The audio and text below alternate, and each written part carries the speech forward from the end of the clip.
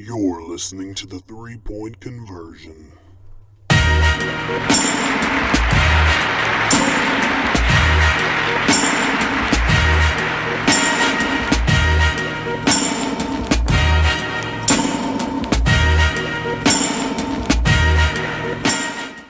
This is our last episode as far as the NFL breakdown goes, and we are covering the last division of the AFC East. And we're kind of shaking it up a little bit this week. We're going to be starting with the Bills, and Jeremy's going to be opening up, and we've got a special guest with us, Johnathan Bolen, our Patriots expert. Whoop, whoop.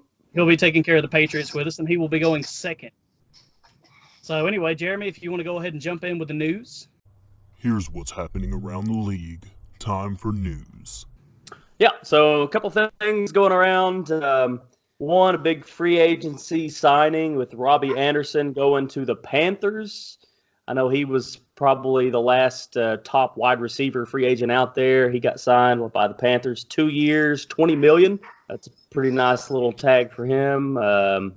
2 years, I thought it would be a little bit longer than that, but that's probably good for him, honestly. And then Cam Newton was released. So he's now free to go anywhere he chooses, and the Panthers don't have to pay him squat. So that's about all I've got as far as news goes. You guys have any reactions to said news? Where do y'all think Cam will go? Exactly. That was going to be the question, man. I always thought to the Redskins, but actually since that last trade that the Redskins did with the Carolina Panthers, picking up their backup quarterback, Allen, I don't know where he might go now. Maybe still to the Chargers, but I'm not sure. Would he go to the Chargers? See, I remember we had our little bet going a couple episodes back about where Cam would go. I think I was first out with the Bears, then Queasy's out with the Redskins. That only leaves Jeremy left. But even then, the Chargers have said that they're not really interested in signing a quarterback. Exactly. They want to stick with Tyrod. So, I mean, where else are you going to put him? You don't want him going to New England. He's not a fit there. I don't think so, no. Well, you say that, but Bill Belichick has a very uncanny act of coaching for his quarterbacks, so he might change it all up just to fit Cam if that's what he wants to do, but I doubt it. I mean, that would be wild, but I don't think New England's willing to pay Cam the kind of money he'd want to play. Exactly. I think that'll be a big thing, too, with Cam is now who's going to want him for what price tag. So there's a lot of teams that would like to have Cam there. Is that number one? Not so much anymore, It doesn't seem like. And then the people that would want him is number one. How much are they really going to pay him? Exactly. So, probably not many. Although I'm sure he's not going to stay a free agent or just out there. No, somebody's going to pick him up. We'll hear about it in a day or two. And I'm going to say this, too.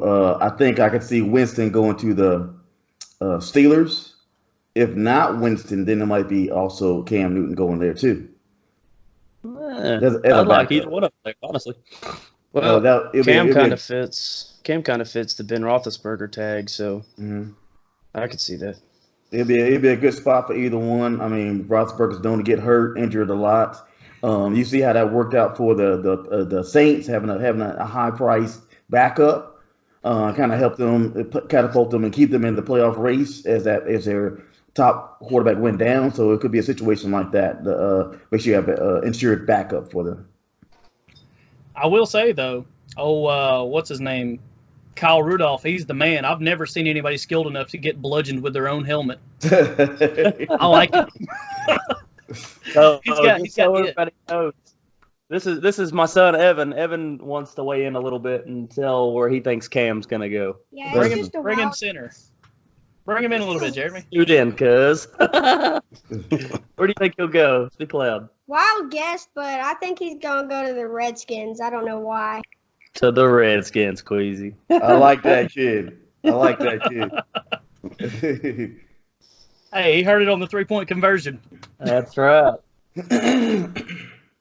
All right. Shot time? It is definitely shot time. Evan, you don't get to take the shots. Well, why not? What about some apples? You don't have to go to school tomorrow, Dad. Hey, this pool over here is off till April 24th. What? April 24th. everybody in Tennessee's kids, if you haven't seen this today, Governor Lee said 24th. Kids won't go back to school until April 24th. Wow. I'm sorry. Yeah, I'm sorry. it's like an extended, early summer shutdown. It's a spring shutdown. Hold up, man. What's Andrew pouring? What? Absinthe. Pretty much. I don't know how long this has been in my house, but it's probably going to be bad. It's 99.9% isotope alcohol. I opened it up. And my whole little studio in here just went woof. By the time we get to the Dolphins, guys, I'm gonna be done. What's new? This always happens when I go last.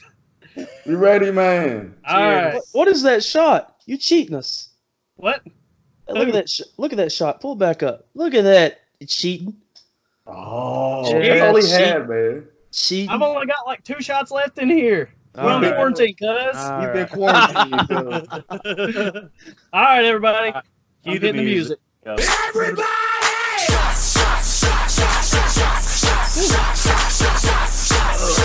Whoa, that's right. That's nasty. Oh.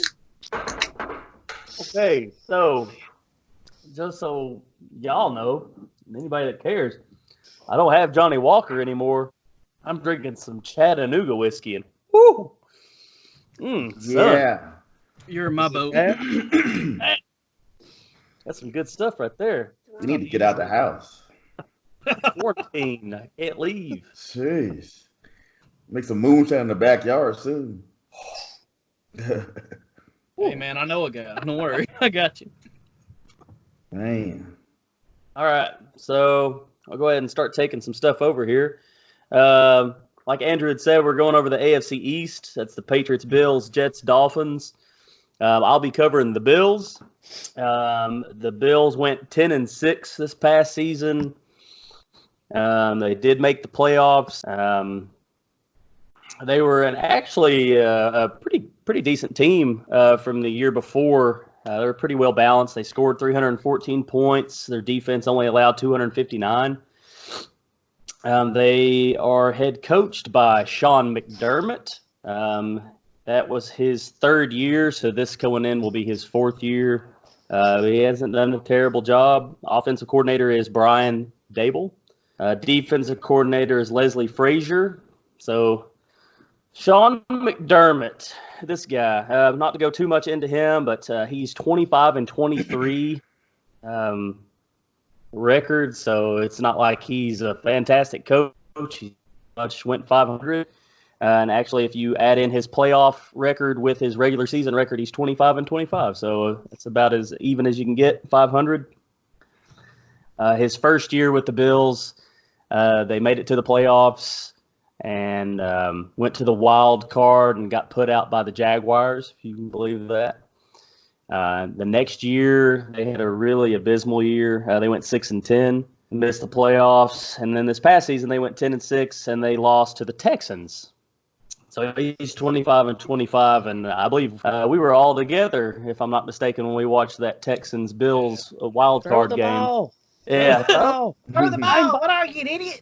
Yeah, so we were all at Buffalo Wild Wings watching that game, and the fans were in there being rowdy, and we had a good time. But that's where, they ended up blowing a 16-point lead in that game with like 17 minutes is something I saw, like 16-point lead in 17 minutes or something, and ended up losing to the Texans.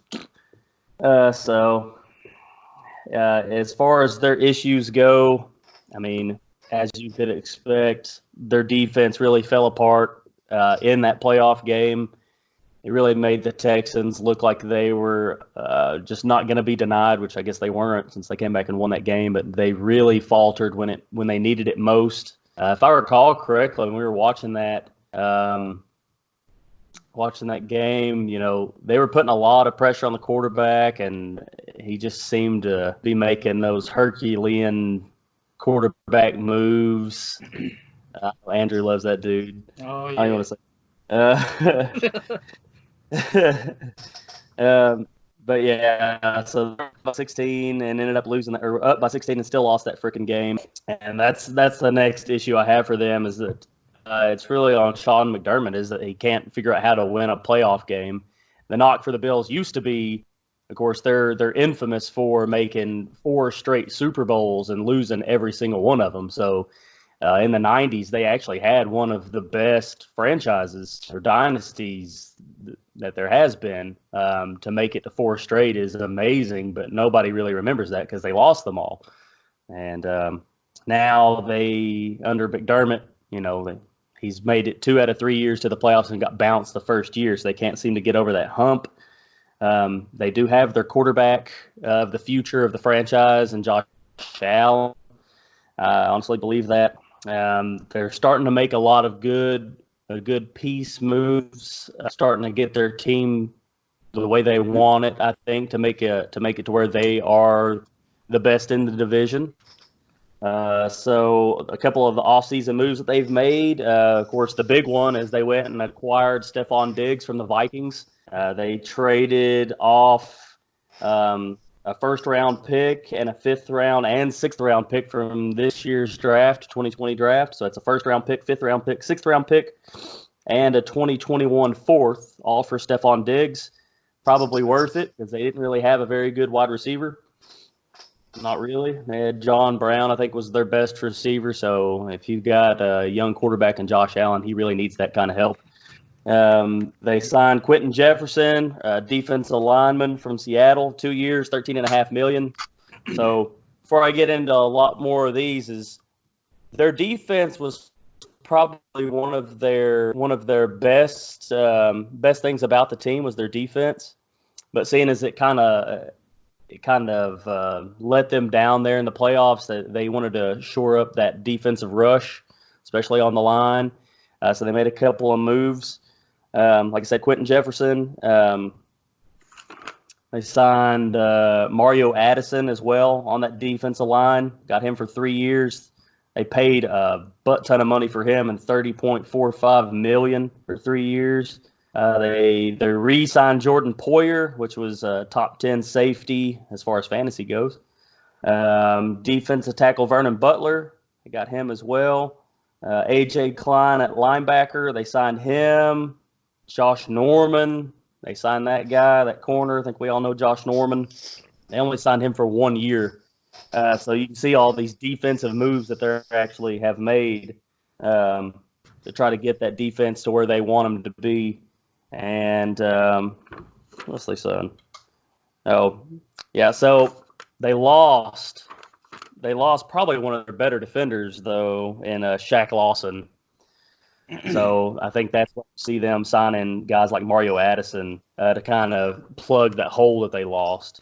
Shaq Lawson was really good. He ended up going to the Dolphins, actually. Yes, sir. Yes, sir. Now, they did agree to a 3-year deal with Quentin Spain, a guard, which I think they're bringing back all 5 of their starting offensive linemen, so they'll have that continuity going into this upcoming season.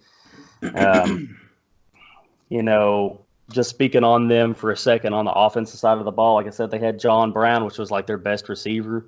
Now they'll have Stefon Diggs, so they have a true threat, number 1 type wide receiver, which will be very good for Josh Allen. They have Josh Allen. Devin Singletary. So a lot of people are very high on Devin Singletary. Me too. I'm very high on this cat. I think he'll do really well. I'll get to him here in a second in fantasy. They had the old-timer and Frank Gore, but he actually is a unrestricted free agent, and he has not been signed back by the Bills. And to my knowledge, he's not been signed anywhere else.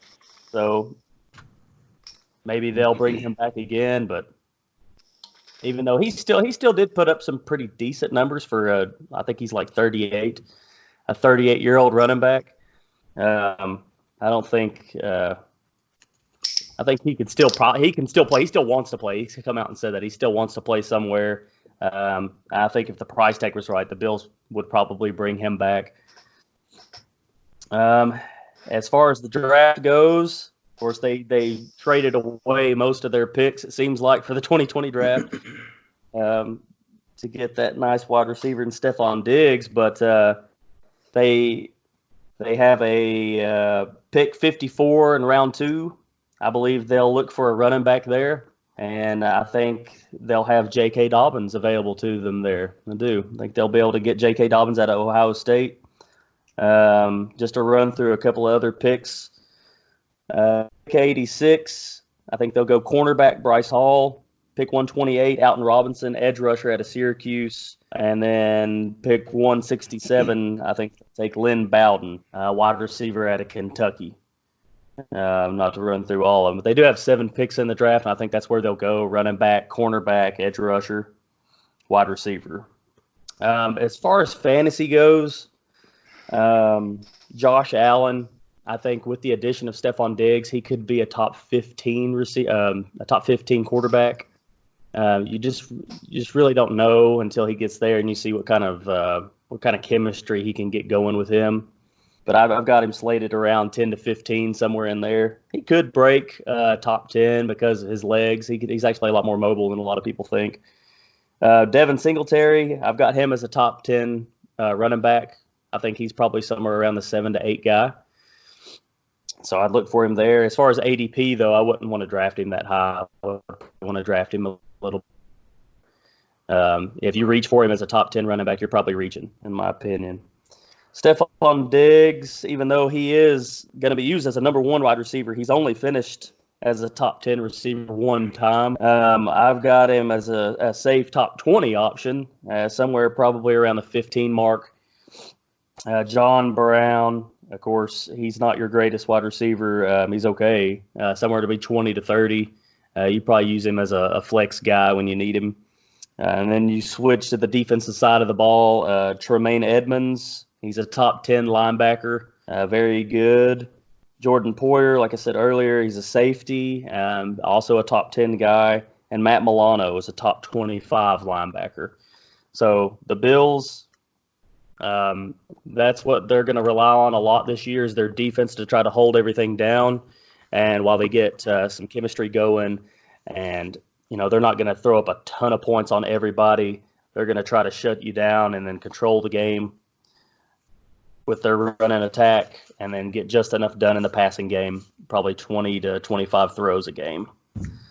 So that's what I've got as just a little tidbit of information. I'm bleeding over here. I don't know what the hell happened, but I'm bleeding. My hand's bleeding. So anyway, Frank Gore, just a nice little tidbit of info for Frank Gore. I know that I said he's a free agent. Right now he's sitting third overall in all-time rushing yards with 15,347, just to kind of show how long he's been doing it. And he's second would be Walter Payton, and first, of course, Emmitt Smith. Anyway, that's basically all I've got for the Bills. I think that they'll do a little bit better than they did last season, and I think this is their division now that Tom Brady's exited. Sorry, Jonathan, I know you're a Patriots guy. Yeah, I just don't see it with what they've got. I've got them going from 10-6 to 11-5, so it's really not like a huge step. It's just one more win, but I think that'll be enough to actually win the division. So with that, Andrew, what you got for me? The only real comment I have on this, I think that Stefon Diggs was a good move for the Bills. I think it was a little pricey, considering what the Texans traded for old DeAndre Hopkins. But I guess we're comparing apples to oranges, whatever. But if I remember correctly, the first game this past season when the Patriots played the Bills would have won that game if not for a special teams touchdown by the Patriots, where they blocked a punt and returned it for a touchdown. So, it was very close, and, the battle in this division was very close because the Patriots were a little bit down this season. So, I think I second you. Yeah. I think I second you on your opinion that the Bills are gonna take it this year, but with some of the moves they've made, I guess we'll just kind of sit back and watch, but I think it's a definite possibility. Yeah. If they don't win it, they're definitely in the hunt for it again. They didn't really lose a whole lot. So, Shaq Lawson, I think they lost Shaq Loss, and they lost Jordan Phillips, and they lost Kevin Johnson. So they really haven't lost a whole lot. Frank Gore, I guess, if he doesn't come back. Weezy, what you got, bud? I got two things for you. With Frank Gore, I think he will go to the Raiders to chill out at Shoney's with Jason Witten. Wah, wah, wah. Also, I know I always speak of franchises that don't try to win. The Bills is a weird franchise where I actually do see them trying to win. They don't always win. They always have a tough way to go, especially because they've been in the division with the Patriots. But they've always tried, and I can always appreciate it. They always have a great fan base, which will come to their stadium and shovel their snow for them. So they have a great fan base. So it's great to see them trying to win with picking up Stefon Diggs and the great running back with Singletary, and then they got a franchise quarterback with Allen. So I can definitely see them winning, as you said, winning the division. So I think they're headed in the right direction right now. Yeah. Agreed. Bills Mafia. Throw the ball. What are you, an idiot? Ow! What you got, Jonathan? You got anything for me, bud? The only thing, I got one thing, is back on Stefon Diggs. Like Andrew said, I think they went and paid way too much money for that man. Money, with the picks that they traded away. And the main reason why is because they don't have one of the things that made Stefon Diggs great in Minnesota was he had Adam Thielen to complement him. So in Minnesota, if you played Minnesota, you had to single cover both guys. You couldn't double cover one of them because the other one's going to make you look like a fool. They don't have that with the Bills. I mean, you got Brown. He's fast. That's all. That's all he is. He's not tall enough to catch the ball over somebody's head. So it's all going to be on Diggs. So I think everybody that goes into that with their game plan, if they're smart, will double cover Diggs and then shut down their throwing attack, at least the long ball or medium ball. So I think they paid way too much money for him. Yeah. Let go way too much. Yeah.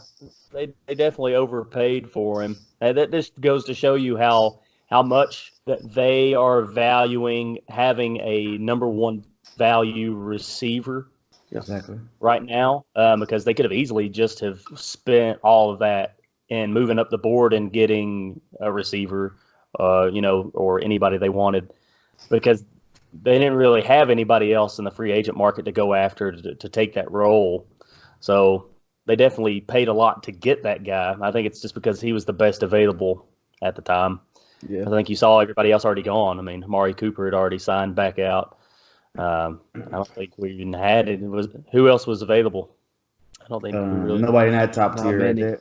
Robbie Anderson, but Antonio they Brown. do have whole pieces. I mean, he is there. I'm not gonna lie. If they really wanted to win, I mean, it wouldn't surprise me.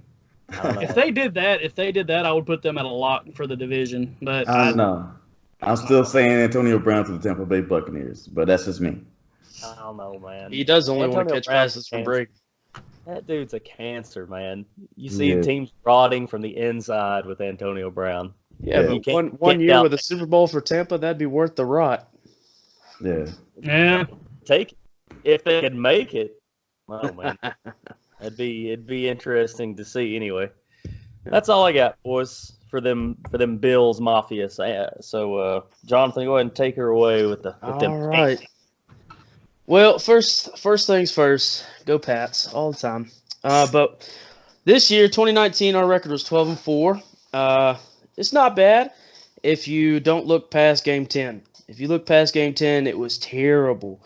I mean, Brady just messing everything up for us. I personally believe the reason why we sucked from Week 11 to 16 was Tom Brady. You're not going to hear me give him any love today. Wow. Yeah. So our record is 12-14. Our total offense, we were 9th in passing yards, 25th in rushing yards, which is another reason why we struggled throughout the year as far as offensive production. I looked up the points that we scored. I didn't even write it down because it was pointless, literally. So 25th in rushing yards, 5th in turnovers over the league, which is pretty decent. And then we came in 7th points per game, which is not bad. But if you look at the past, 18 years, 20 years with Brady, as him as our starting quarterback, we've always come in first, second, third, and points per game. I mean, we would just throw him up there like it's nothing. Our defense was pretty stout this year. Towards the end of the year, of course, you can only rely on your defense so much throughout a year. I mean, once they get tired, they get tired. But we were first in points per game allowed, first in pass yards allowed, 18th in yards, rushing yards allowed, which showed up in the Titans-Patriots postseason game. Derrick Henry just murdered us. And then second in turnovers, which is really good. As far as the turnovers go, we had 25 interceptions and 47 sacks on the year, so not too shabby under old Bill Belichick acting like our defensive coordinator. To launch off that, coaching, no new coaches yet. We haven't talked to anybody or haven't heard anything about anybody talking to anybody for coaching positions. We haven't released or fired anybody, so that's good. But you got Bill Belichick, obviously one of, if not the greatest NFL coach of all time. Numbers-wise, I mean, you may like him, hate him, say he's a cheater. I don't care. We win games. That's all that matters. Yeah, won games, I should say.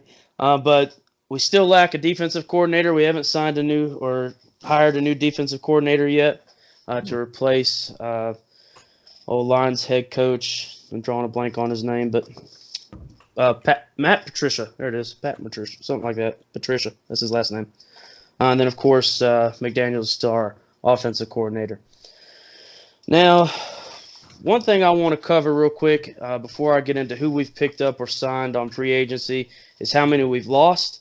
And this kind of catapults into Brady leaving, I think. Everybody says it's money, but in the past, Brady's always taken a lower contract if he's got the right pieces. This year, as far as free agencies go, we've lost 16 players, and 8 of them were starters. So the pieces aren't there, and I think Tom saw that, so he left. I don't think he wanted to play around with a team that's not going to make the postseason.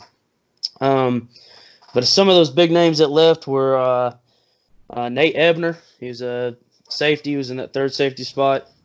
He went to the Giants. We got Landon Roberts, which is a linebacker by trade, but if you remember when both of our fullbacks went down last year, he took on the fullback role on the offense, so helped us out there. But he went to the Dolphins. We lost an offensive lineman, Ted Karras, to the Dolphins. Another big name we lost on the defense was Duran Harmon. He was our second safety. He went to the Lions. And that's a big loss right there because he's pretty good. He wasn't great. He wasn't like if you were in fantasy, you're not going to draft this guy, top 10. But he was good for football, for the team.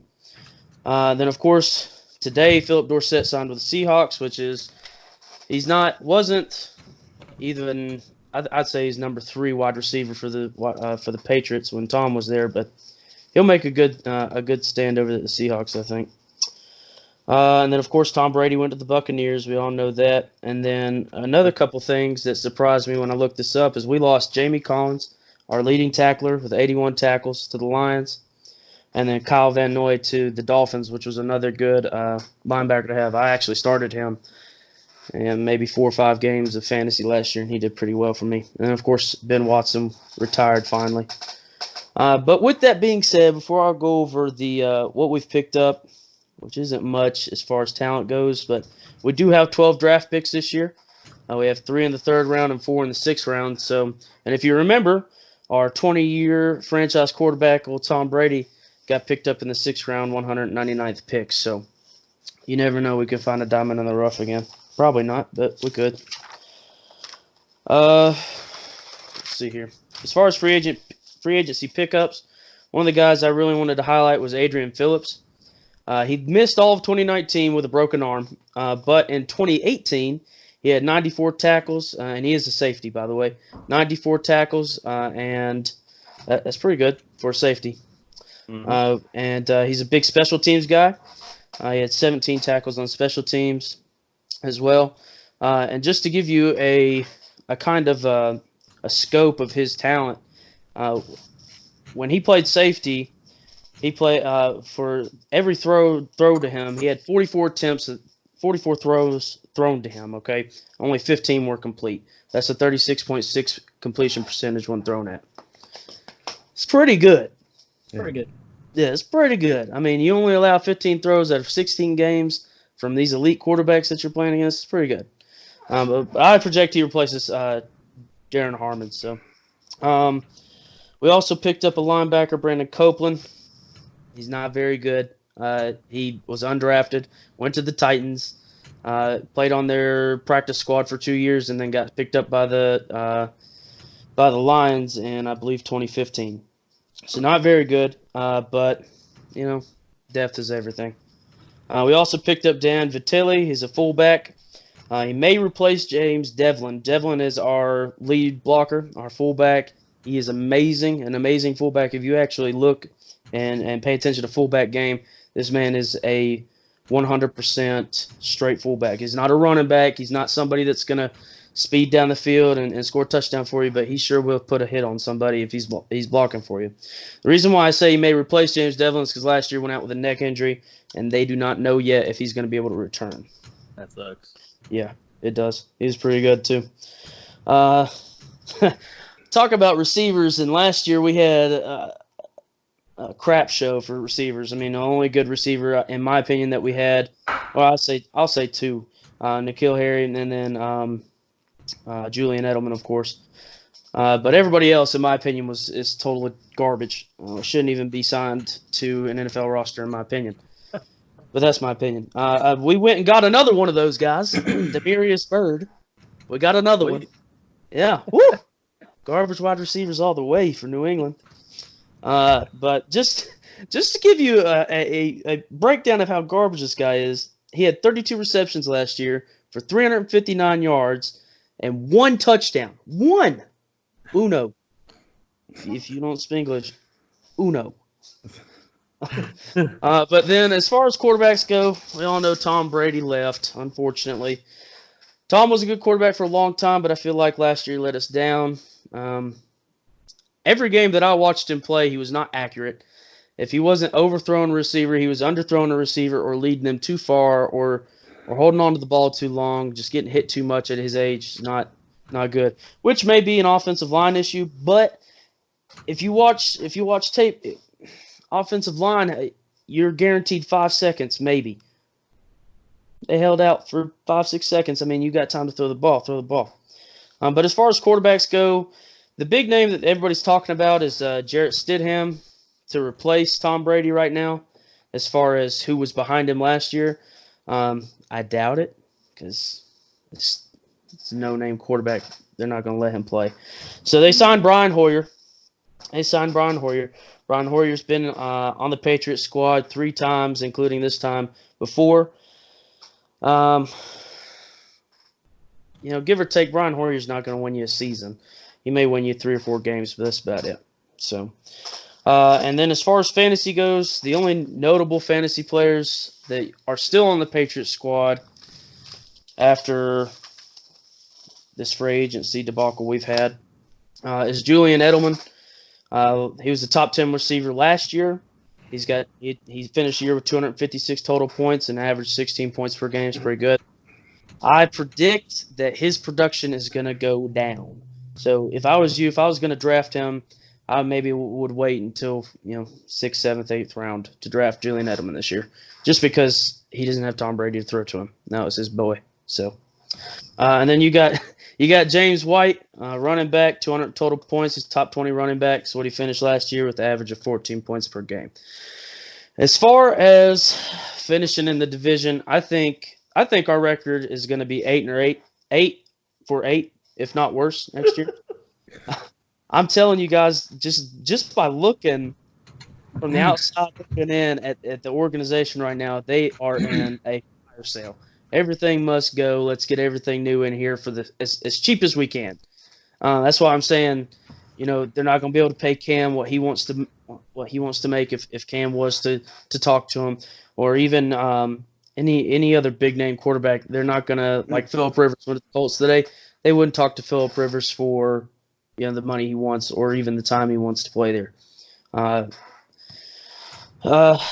The only thing as far as quarterback that I could think that they might do in the draft with their 12 picks this year is go late for quarterback, try to get somebody that they might love. But I don't know. I guess we'll just have to see. But yeah, 8-8, if not worse, maybe finish third or fourth. It's unfortunate for the Patriots. It's bad news for us, but we've had 20 great years of winning. And what is it? 6 Super Bowls in 20 years. Pretty dang good. Yeah, it's really good. It's 9 Super Bowls, isn't it? Well, 6-1. 6 wins. Yeah. 6. But what you got for me, Jeremy? You got anything? Oh, I'm kind of surprised to hear you say 8-8. I even had them at like 10-6 just because of Belichick. Like I'm 100% with you when you look at the roster and you're like, how do you get it done? But I've looked at that roster forever and wondered how are they getting it done. Like there's always been a lot of no-name guys, it seems like, on the Patriots, and it's usually just that blue-collar type guy, that go-to-work kind of guy. Brewski talking about it on ESPN or wherever he's at, talking about going in and looking at all these Patriots, and they're just blue-collar, hard work ethic, do your job, don't do anything else type of guys. So if it wasn't for the Belichick, I'd put the same thing. I'd put them like they're done. But I am really interested to see how this season goes now that they don't have their golden boy kind of carrying them. And I know he had said already that, he was so sick and tired of not having the weapons. And I know last year their defense was what saved them, and now they've got a couple of those pieces gone. So I really don't have too many questions. It's just so crazy to see after so many years this dynasty. They're deep in the playoffs this past season, and now it seems like one move gets made, and it kind of looks like it's all shattering and falling apart. And I wonder if that's what's actually happening, or if Belichick and his boys can put something together and kind of keep it going or figure something out, because they've got to have some kind of plan, right? Oh, I'm sure. I hope. Yeah. The only reason why I say that, it's 8-8 this year is because, in the past, we've had a lot of no-name players, but we've always had either that one really good receiver, which we still do, Julian Edelman, but we've also had Tom Brady. Mm-hmm. Without Tom Brady in his prime, what are you going to do with a bunch of no-name players and a no-name quarterback at that? I mean, everybody knows who Brian Hoyer is just because he's the backup of backups. I mean, you've got your handful of backups, and then Brian Hoyer's leading that pack. So, I mean, if they did start Brian Hoyer, I don't see it happening. With that being said, who are they going to start that's going to make that happen? There's not very many people out there that could fill that role of Tom Brady, or even halfway fill that role. So, but yeah, that's why I said that. Anything? Yeah. I just want to say tank for Trevor. So tank. That's it. Yeah. I know that they love to have Trevor Lawrence. Hey, and if they did that, I would respect that all the way, because I would love Trevor Lawrence as well. I would respect that all the way. I'd be angry all this year. I would be angry, but I'd be okay. Every Patriots fan, I think, would be so mad that they were losing, but then they would all be like, it's okay, because Trevor Lawrence is going to be a Patriot next year, baby. Let's go. Let's go. Anything from you, Queasy? What you got from me? I got 2 things. When I did hear rumblings of them going after Jordan Love in the draft, but I know he might be a late first round, maybe even a second round pick, so they have to give up some things to get him. Also, I heard they might get that quarterback out of maybe interested in that quarterback out of Alabama, from. Queasy, I'm gonna fight you. I'm gonna fight you. You know what? If they picked up if they picked up Fromm, it would be okay. I'd be okay. That's his name. I'm sorry, the Fromm. They picked up the Fromm. I'd be all right. I don't think he's an NFL caliber quarterback. I'm sorry, Andrew, but I don't. He may be another Brian Hoyer. with the Belichick way, he might be a sneaky pick. I'm joking with him, but I think he's a great quarterback out of Georgia. So it might be a sneaky pick for them to pick up later on. But I did hear they were interested in him. Also, that would be a good one for the third round. One of those third round picks. Exactly. Also, out of my second thing, I know you was knocking not Belichick, knocking Brady.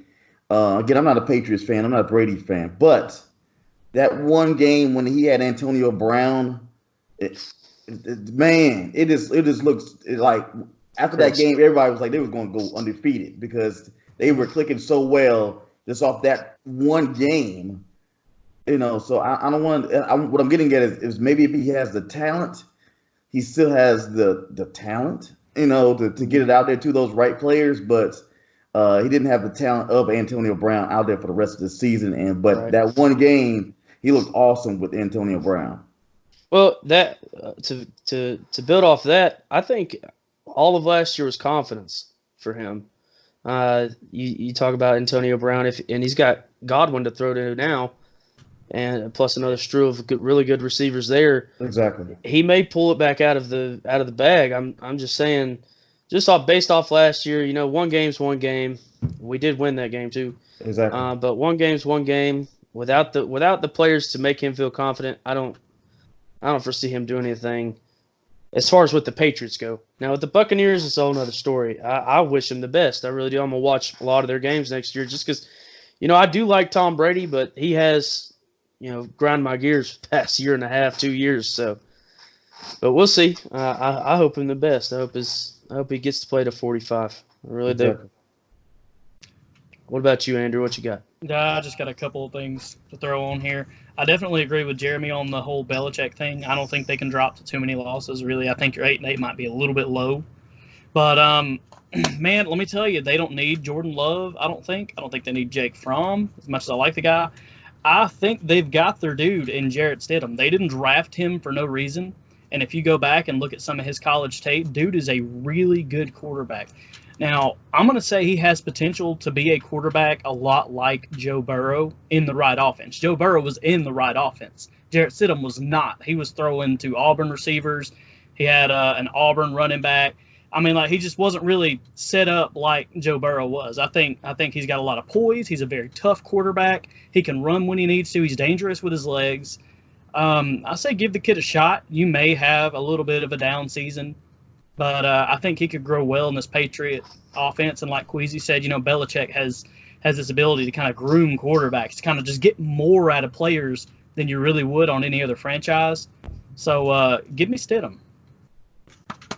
And, I mean, I wouldn't be opposed to Stidham as long as Belichick does his job and what he has for the past 22, 23 years. So, I mean, when a franchise quarterback leaves, everybody's nervous, and I guess that's more of what this is just nervousness of what's going to happen to the team that I love. You know what I mean? So, you project. I hope for the best, but I expect the worst. So, understood. Yeah. Well, due to time constraints, let's go ahead and be moving on to Queasy. What you got for us, bro? Let me say this much, Johnathan. I appreciate you being not a bandwagoner and all of a sudden jump to the Patriots, not jump to the Tampa Bay Buccaneers because of Tom Brady. So I can salute that. I can't lie. I can salute that. Tom Brady is the greatest ever, guy. Oh my goodness. Now on to the Jets. Jets. Jets.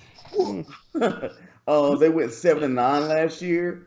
Let me say this much. Let me go ahead and start off with the head coach is Adam Gase. Offensive coordinator is Dowell Loggins. Defensive coordinator is Greg Williams. Now, their year last year started off horrible. They started off 1-7, which I guess you would expect of the Jets. But I don't think a lot of people realize that they went 6-2 after that, which was almost propelled them to the playoffs, which was very good. During that offseason, they did pick up Le'Veon Bell, which was a big pickup for them. Paid him a couple $1 million to bring him in there from Pittsburgh. But it didn't pan out as well as they wanted to. They do have a draft pick at number 11, which I think they want to fortify their offensive line, maybe to help out Le'Veon Bell. They're probably bringing a guy from Alabama, Jarek Williams Jr. From Alabama. Also during their cap space, because they have a lot of cap space, $50 million. They've used all that money for the majority, for offensive linemen.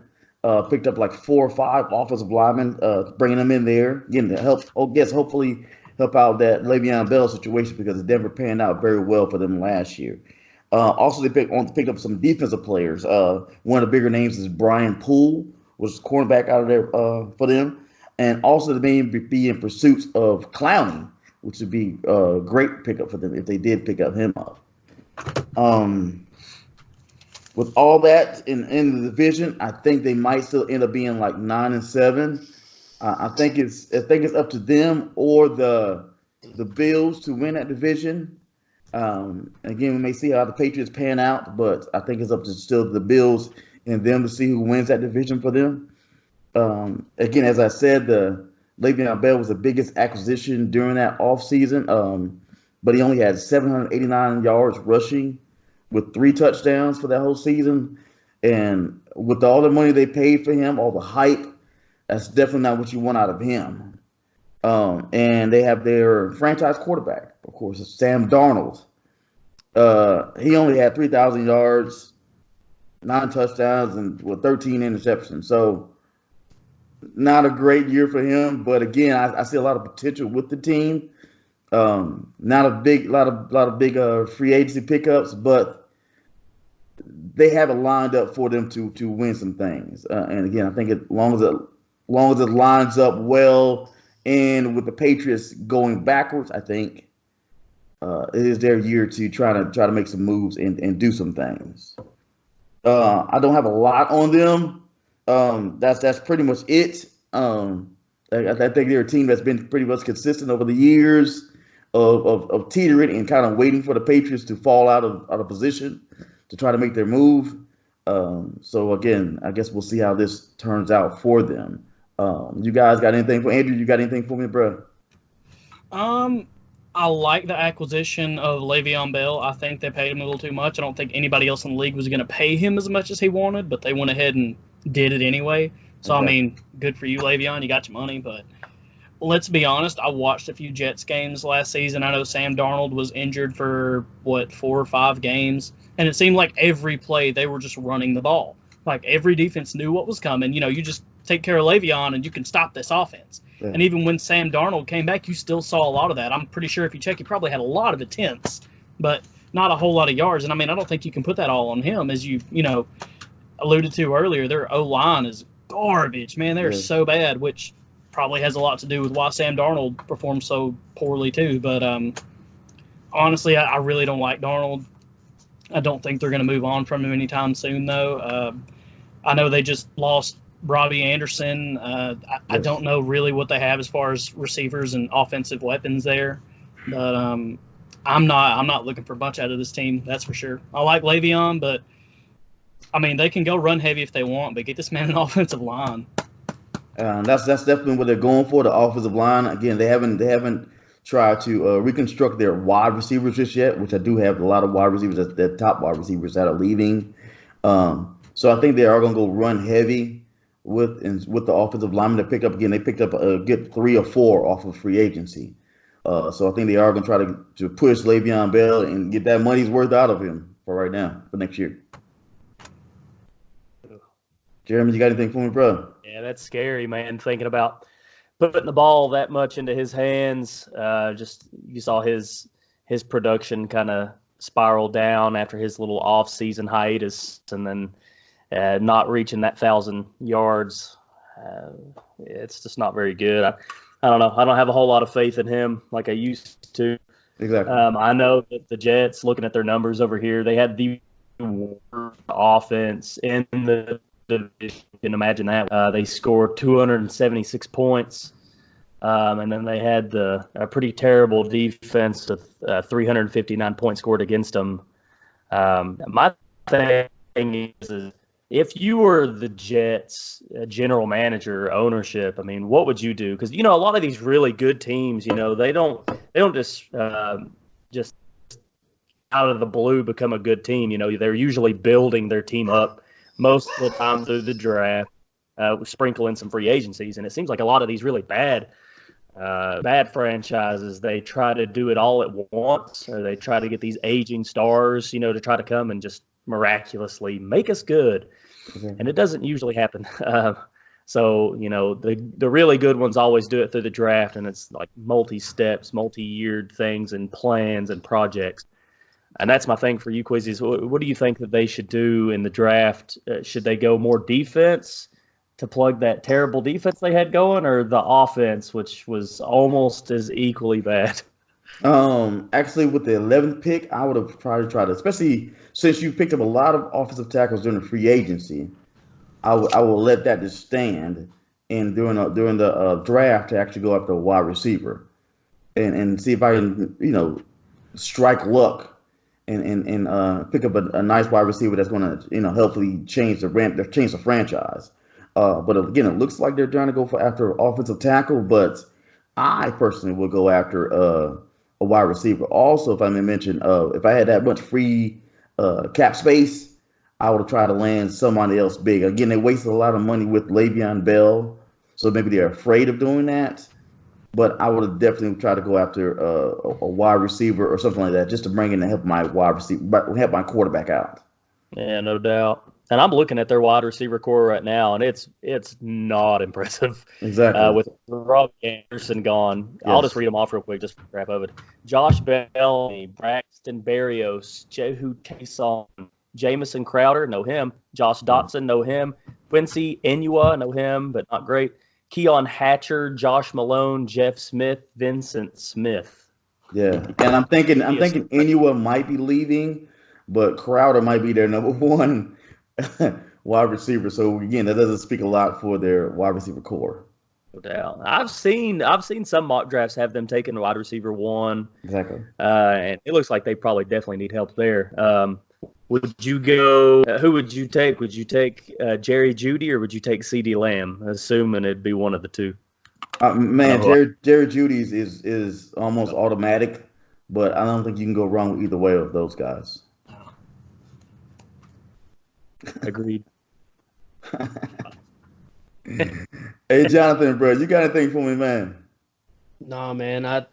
The Jets. I don't like the Jets, so I don't speak their name very often. I understand that, man. I understand that at all. Yeah, I've got the Jets finishing last in the division this year. Wow. That's After their place. the Dolphins? Yeah, I do. That's their 6-10. I do. That's their place. Yeah. Well, speaking of the dreaded Dolphins, let's move on. The Miami Dolphins, they finished 5-11 last season, which is a lot better than we expected them to finish after seeing their first couple of games against the Ravens and the Patriots. Yeah. Yeah. Head coach is Brian Flores. This was his first season as the Dolphins head coach. He came in after 15 seasons with the Patriots. Everybody trying to get a piece of that Bill Belichick coaching tree there. Offensive coordinator is Chan Gailey. Defensive coordinator is Josh Boyer. They're both new. And their offense and defense were both pretty terrible last season.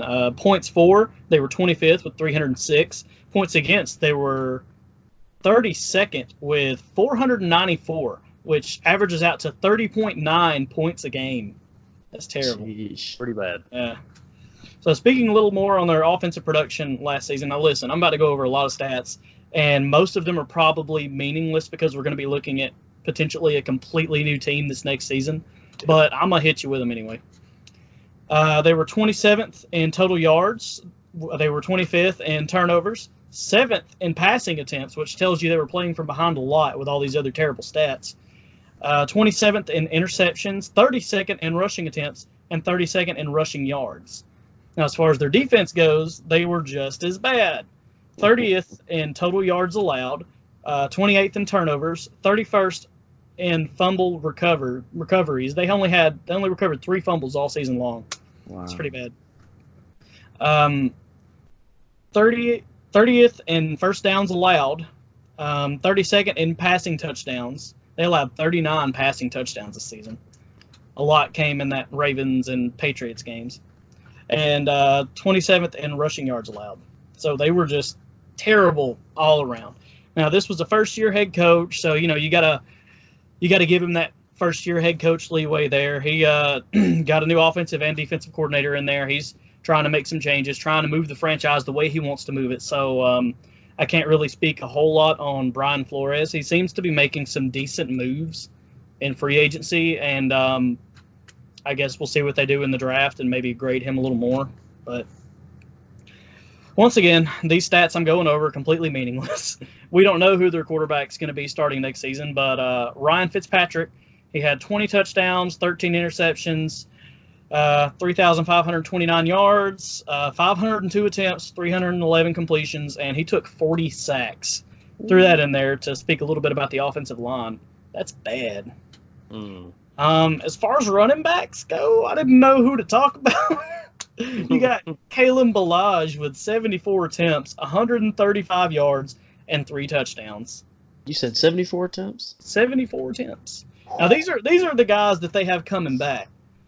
Patrick Liard, however you say this weird white dude name, 62 attempts, 168 yards, 1 touchdown. 1 touchdown. Buckwheat. Hey, you know all them NFL players, all them white dudes, they got them weird names. Stop. This is John Van Hoogenheimer and Van Hoogenheimer. Now back to a normal name. Old Devontae Parker, he actually did a lot better than I would have tagged him for at the beginning of the season. He was a sneaky pickup on a lot of people's waiver wire for sure. 128 targets, 72 receptions, 1,202 yards, and 9 touchdowns. That was more than Odell Beckham Jr. Just throw that out there. But those 9 touchdowns, that's pretty good.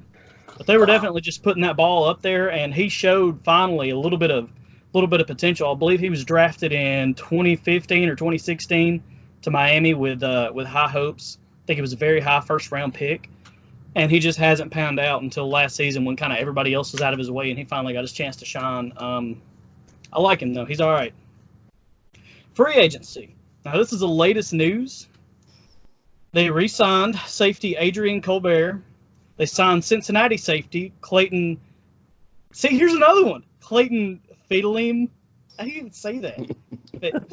Fejedelem.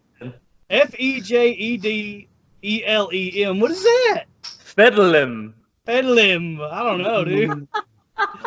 Anyway, moving on from this weird white guy name. They got Washington guard Eric Flowers, Philadelphia linebacker Kamu Gruger-Hill, and running back Jordan Howard. I like that a lot. Yeah. Dallas cornerback Byron Jones, Buffalo defensive end Shaq Lawson, as we spoke about earlier, Jeremy. Kansas City defensive end Emmanuel Ogba, which was a very good move. Plus, New England center Ted Karras, linebacker Kyle Van Noy, and linebacker Landon Roberts, which I believe also were good moves. He brought some dudes with him, I guess, a year later. But, wow. They're making a lot of moves, and they still haven't filled all the holes they need to. As far as the draft goes, this is kind of the talk of the town right now with everybody. You know, what's Miami going to do? They have so many draft picks. They have 14. And they have, let's see, 1, 2, 3, 4, 5, 6 in the first 3 rounds. Now, I went ahead and mapped out their first 2 rounds worth of picks, their first 5 picks, just to kind of see what I see going on. And I'm kind of rolling with everybody here when I say with the number 5 pick, they're going to take Tua, the quarterback out of Alabama. We all know who Tua is. Dude's really good, injury prone though. And I saw he tweeted out a video of him throwing today, moving around, doing some footwork. So he's back in at least workout health. So we'll see where they go with this. There's not really a whole lot more to say about it, though. We're just kind of sitting and waiting. Maybe they trade this pick away. Maybe they trade up. Go. I know we spoke about this, Jeremy and Queasy. Maybe they trade up with Cincinnati and actually go after Joe Burrow. I mean, who knows? They've got a few first-round picks to kind of play with. So, but I'm going to say Tua with no trading here. And with their second pick, the 18th pick of the first round, I've got them looking at Henry Ruggs, a wide receiver out of Alabama, or CeeDee Lamb, if he's still on the board, wide receiver out of Oklahoma. I think either one of these guys would be a good pick here. And then their first round 26th pick, I've got them looking at Javon Kinlaw, defensive tackle out of South Carolina. This dude is just a freaking monster. He is almost impossible to stop unless you've got an absolutely stacked offensive line. I really like him a lot. Second round, pick number 39, I've got him looking at Jonathan Stewart, the running back out of Wisconsin, if he lasts this long. There are a lot of really good running backs in this class, so I picked the one who honestly I thought would really be the best fit here, but he may not still be on the board, but if not, they've got a couple other guys to look at. Kind of like the same situation with the wide receivers. This is a really talented class. And then with their 39th overall pick in the second round, I've got them looking at, let's see. Oh, no, that was Jonathan Stewart. Their 56th pick, Cameron Dantzler, cornerback out of Mississippi State. Yeah, he's really good in coverage. Not really a whole lot to say about him, but he's really fast too. Pretty tall kid. I think he'd be a good fit there. And he'll probably for sure still be on the board at this point. Fantasy value is completely unknown except for maybe a few players. We'll know more after the draft, and we'll definitely reevaluate all of this. But Devontae Parker is a nice pickup, but don't reach for him because, like I said, everything on this offense is going to be unknown. So we don't even know if he'll still be the number one next season. Don't touch Ryan Fitzpatrick at all. Even if he starts the season as their starting quarterback, I mean, there's a very good chance he won't keep the job. And there are definitely other quarterbacks that you can pick up if you're, really, really late in the draft. You're needing that one last guy.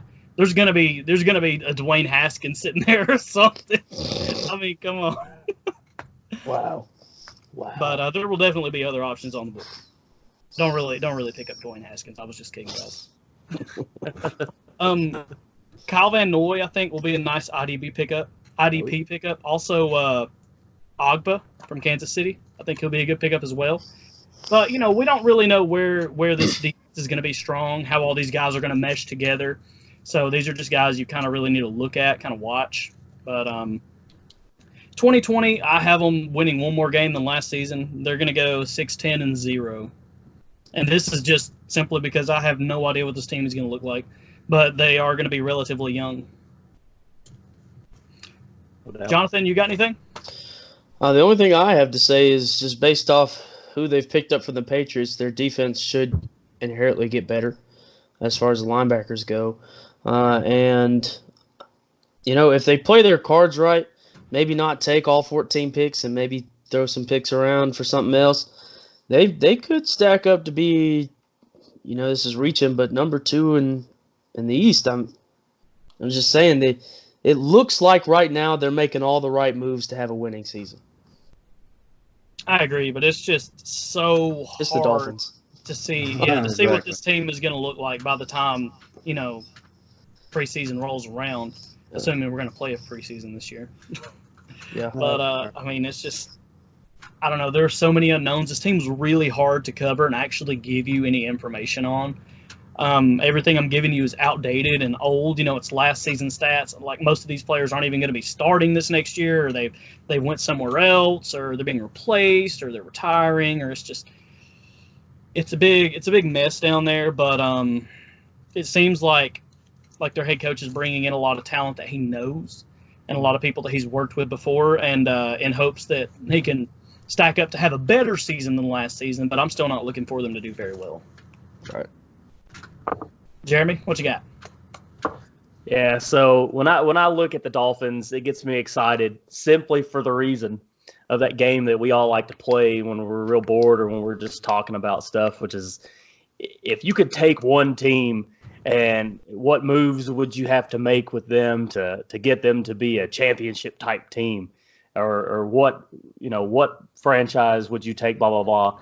If you look at them, I mean, they had so much cap space. They've got all these picks. I mean, how could you not want to take that team and try to make something out of them? And, I mean, all the moves, like Jonathan said, all the moves they've made on defense, I mean, they're going to be tremendously better, and they had to be anyway. I mean, they were the worst in the league, and 32nd was 494 points against them, which is terrible. So they've got to be better there.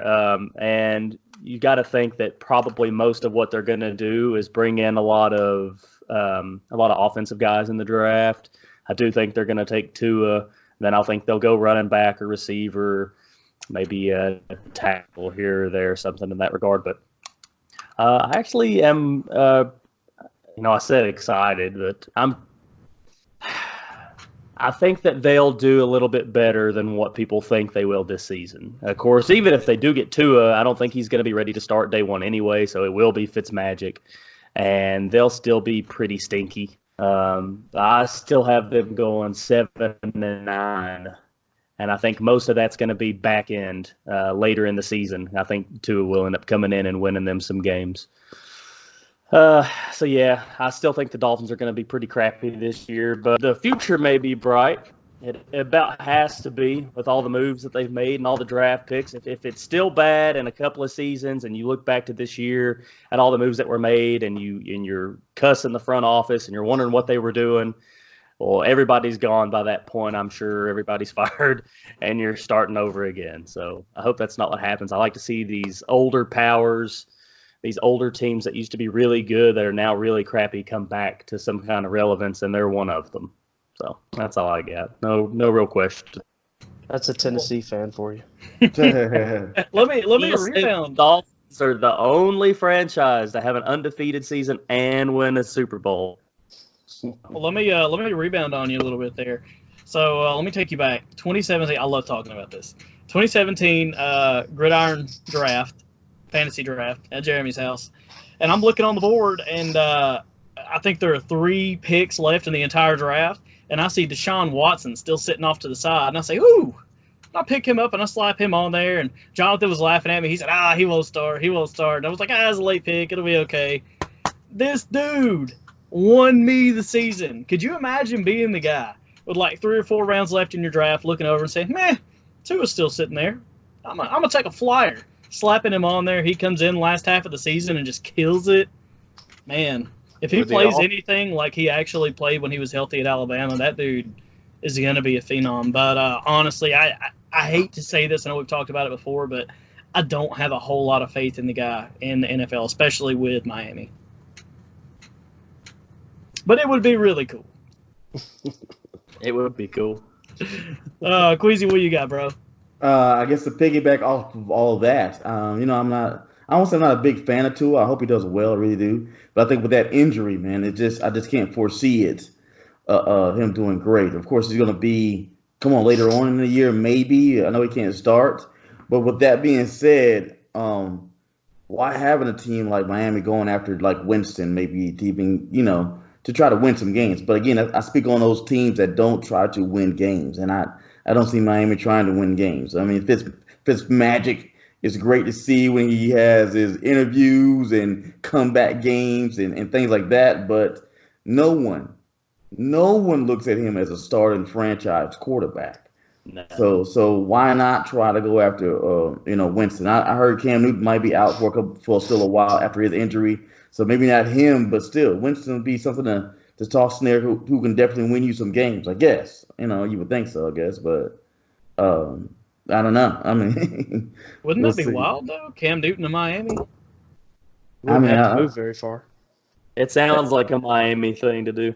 Yeah. So I don't know. That's just me thinking about football and trying to win games, I guess. Yeah, and I mean that's the thing about old Fitzmagic. He's either the best quarterback in the league that week or the absolute worst. Like there's no middle ground for this guy. Exactly. Yeah. When I was thinking of the Dolphins a couple of weeks ago, the move I wanted them to make was I wanted them to bring Teddy Bridgewater in and have him be the quarterback for 1 to 2 years and presumably Tua get drafted and then get healthy, learn behind him, whatever, and go on because he gives them that safe ball. He doesn't turn it over a ton, but he can still move it. He's smart. Of course, that didn't happen. I don't even know if they tried to get him. I think they're actually pretty good with Fitzmagic. So exactly, it tells you a lot. Exactly, it tells you a lot right there.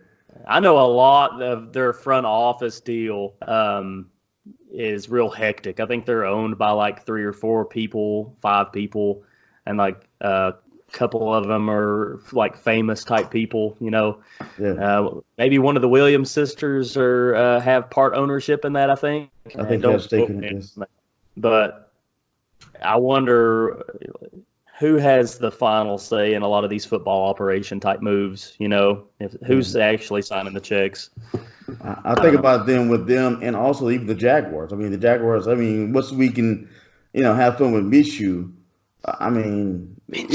it'd be great if he had some competition behind him. I don't think anyone ever looked at him as like, oh, the Jaguars going to be Super Bowl next year. No, but so it'd be great to bring a quarterback in there to kind of push him along.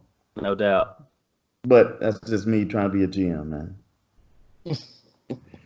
Well, guys, that wraps up our AFC and as well as our NFL breakdown for every division. Hope you guys enjoyed it. And thanks again to Johnathan Bolen, our Patriots analyst, for joining us today. Thank you, John. Thanks, John. No problem, guys. Good man. Yep. And as we like to say on here, bro, you got to do it with us. Go for three. Go for Go for 3. Go for 3, baby.